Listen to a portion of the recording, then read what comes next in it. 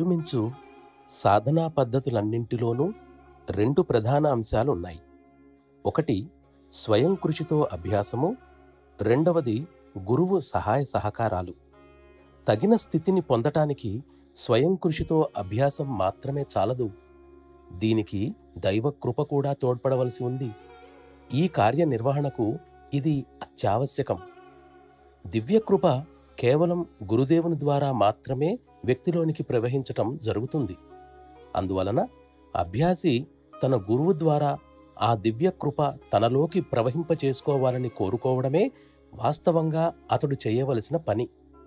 స్వయం కృషితో చేసే అభ్యాసం ఆ దివ్యకృపకు మనలను పాత్రులుగా చేయటానికి ఒక సాధనం మాత్రమే. నేను ఈ విధంగా చెప్పడానికి కారణం మతపరమైన గురుత్వాన్ని సమర్థిస్తున్నానని అర్థం కాదు. దివ్యకృపను ప్రాణాహుతి లేదా యోగ ప్రసారం ద్వారా అభ్యాసిలోనికి ప్రవహింపజేయగల శక్తివంతుడైన వ్యక్తి మాత్రమే గురువు కాగల అర్హత గలవాడు.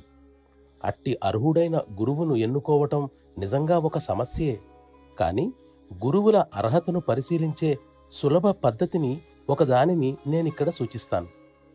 నీవు ఎవరితోనైనా కలిసి ఉండే అవకాశం వచ్చినప్పుడు అతని సాంగత్యం వల్ల నీలో శాంతి, ప్రశాంతతలు పెంపొందాయా లేదా అని నీ మనస్సులో నిర్విరామంగా చెలరేగుతున్న భావనల ఉధృతం నీ మనస్సుపై భారం కలగజేయకుండా తాత్కాలికంగానైనా చల్లబడిందా లేదా అని తెలుసుకోవడానికి ప్రయత్నించు.